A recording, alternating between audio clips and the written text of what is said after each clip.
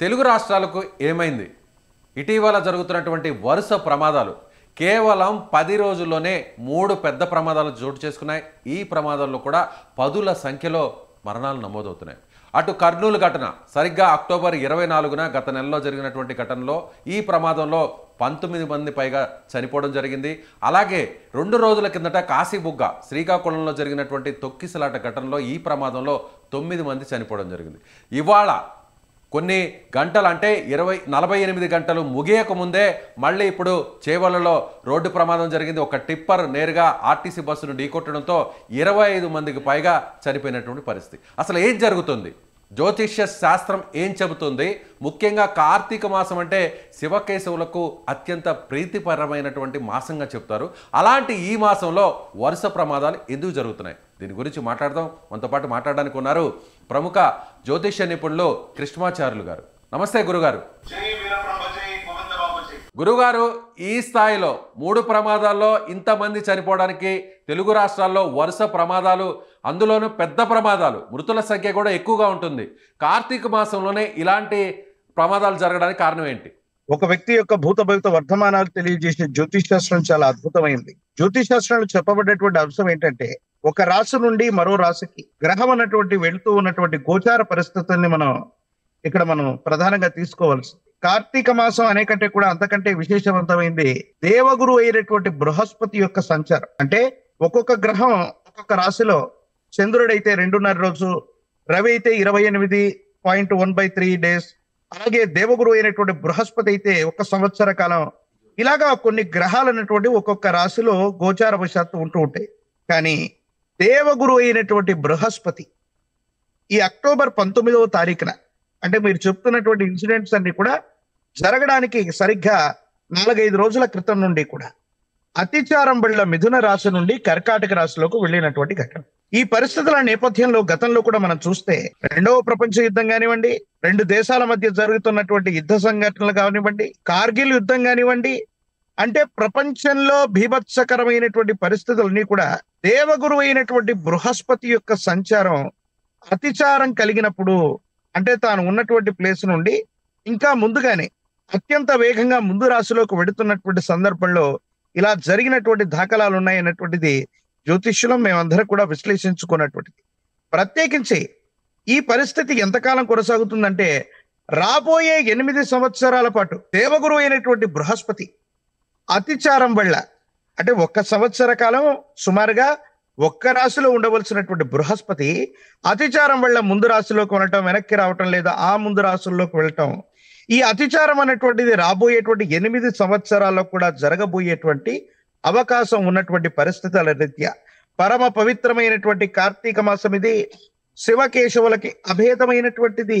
కానీ దేవగురు అయినటువంటి బృహస్పతి యొక్క అతిచారం వల్ల, గ్రహగతులు సరిగ్గా లేకపోవటం వల్ల ఈ విధమైనటువంటి ప్రమాదాలు అననివ్వండి, ప్రకృతి వైపరీత్యాలు కానివ్వండి, దేవాలయ ప్రాంగణంలో జరిగినటువంటి తొక్కిసలాట కానివ్వండి, వాహన ప్రమాదాలు కానివ్వండి, పదుల సంఖ్యలో జనాలు చనిపోతున్నారు, ప్రాణ నష్టం జరుగుతోంది.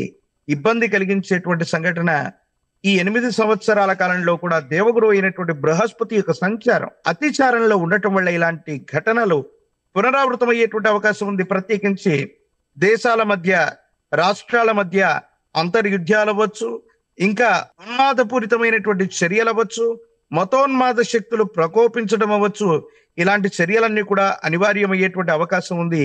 ఇవన్నీ జరుగుతుంటే భయము, ఉత్పాతాలు ఎలా కలుగుతాయో, ఇంకా ఎలాంటి తీక్షణమైనటువంటి పరిస్థితులు వస్తాయోనని మనం ఆందోళన పడాల్సినటువంటి అవసరం ఉంది. రాబోయేటువంటి రోజుల్లో ఇలాంటి ఏదైనా దురదృష్టకరమైనటువంటి ఘటనల నుంచి తప్పించుకోవాలన్నా కూడా, అలర్ట్గా ఉండాలన్నా కూడా, అలాంటి ఏమైనా పరిస్థితులు ఏమైనా ఉండే అవకాశం ఉందంటారా? తప్పకుండా. విశ్వభవితను చెప్పిన కాలజ్ఞాని వీరబ్రహ్మేంద్ర స్వాముల వారు అన్నట్టు, కలియుగంలో 5 వేలు గడిచినటువంటి మీదట పంచాంగములు పనికి మాలిన వైపు ఆ నవగ్రహంబుల నడక మారేను అని స్వామివారు చెప్పినట్టుగా పరిస్థితులు అలాగే ఉన్నాయి. ఆ విధమైనటువంటి స్థితిగతుల్లోనే సంచారం అన్నటువంటిది జరుగుతూ ఉన్నటువంటి పరిస్థితులు మనం చూస్తూ ఉన్నాం. కాబట్టి మనం అలర్ట్ గా ఉండాల్సినటువంటి పరిస్థితి రాబోయేటువంటి 8 సంవత్సరాల్లో కూడా.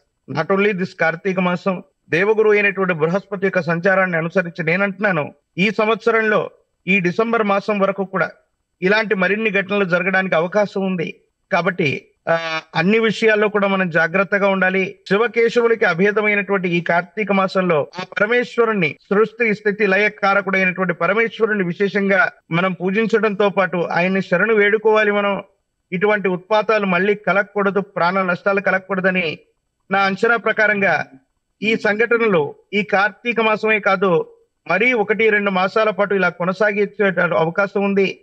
ప్రత్యేకించి ఆంగ్ల మానంలో మనం చూసినట్టయితే ఈ 2025 రాబోయేటువంటి డిసెంబర్ వరకు కూడా, ఎందుకంటే మళ్ళీ శుక్రమూఢమి అన్నటువంటిది నవంబర్ చివరి నుంచి మనకు ప్రారంభం అవుతుంది. ఇంచుమించుగా నెలన్నర రోజుల పాటు ఇలాంటి పరిస్థితులు కొనసాగేటువంటి అవకాశం ఉంది. కాబట్టి అన్ని విషయాల్లో కూడా ప్రజలు వాళ్ళుగా సొంతంగా అన్ని విషయాల్లో కూడా జాగ్రత్తలు తీసుకోవాలి. ప్రయాణ సంబంధమైనటువంటి విషయాలు, గుమికూడినటువంటి ప్రదేశాలు, వాస్తవంగా ఇలాంటి అంటే దేవగురు అయినటువంటి బృహస్పతి అంటే దేవతలందరికీ కూడా తాను గురువు అయినటువంటి వాడు.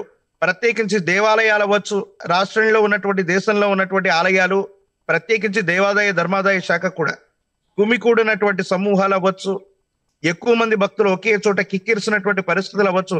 ఎందుకంటే శబరిమలకి కూడా చాలా మంది భక్తులు ఇదే మాసంలో వెళతారు. కార్తీక మాసం దీక్ష అనంతరం శబరిమలకి కూడా వెళ్ళేటువంటి అవకాశం ఉంది. నా అంచనా ప్రకారం, అంటే అక్కడ జరుగుతుందని కాదు, కానీ ఇలాంటి ప్రికాషన్స్ మనం తీసుకోవాలి. లేకపోయినట్లయితే దేవగురు అయినటువంటి బృహస్పతి యొక్క అతిచారం వల్ల ఇలాంటి ఇబ్బందికరమైనటువంటి పరిస్థితులు తలెత్తినటువంటి సందర్భంలో చాలా ప్రాణ నష్టం జరిగేటువంటి అవకాశం ఉంది. కాబట్టి చాలా జాగ్రత్తగా ఉండాల్సినటువంటి పరిస్థితులుగా మనం ఆలోచించాలి. సో అలాగే గురుగారు మరొక విషయాన్ని కూడా ప్రస్తావించాలి. చనిపోయిన వారందరిలో కూడా చిన్న పిల్లలు ఉన్నారు.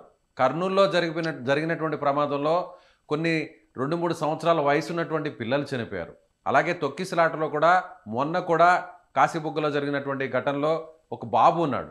ఇవాళ జరిగినటువంటి బస్సు ప్రమాదంలో టిప్పరు బస్సును ఢీకొట్టినటువంటి ప్రమాదంలో కూడా నెలల వయసు ఉన్నటువంటి పసికందు, అంటే ఇంకా ప్రపంచాన్ని కూడా పూర్తిగా చూడడానికి సిద్ధంగా ఉన్నటువంటి ప్రాణాలు కూడా పోతున్నాయి. ఏంటి కారణం? పసిపిల్లల మీద 12 సంవత్సరాల లోపు ఉన్నటువంటి పసిపిల్లల మీద నవగ్రహాల యొక్క ప్రభావం ఉండదు.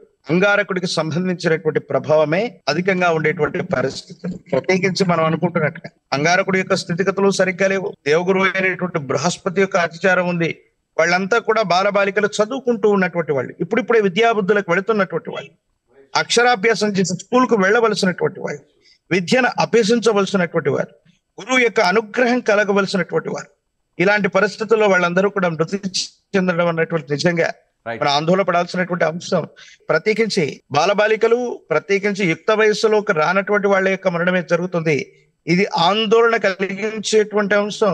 ప్రత్యేకించి ఇదొక విపత్తు. దేశ కాలమాన పరిస్థితుల్లో ఆనాడు 400 సంవత్సరాల క్రితం విశ్వభవితను చెప్పిన కాలజ్ఞాని వీరబ్రహ్మేంద్ర స్వామి వారు చెప్పినట్టుగా గోచార వశాత్తు గ్రహగతుల్లో మార్పు వచ్చింది. అనివార్యమైనటువంటి పరిస్థితులు ఏర్పడుతున్నాయి.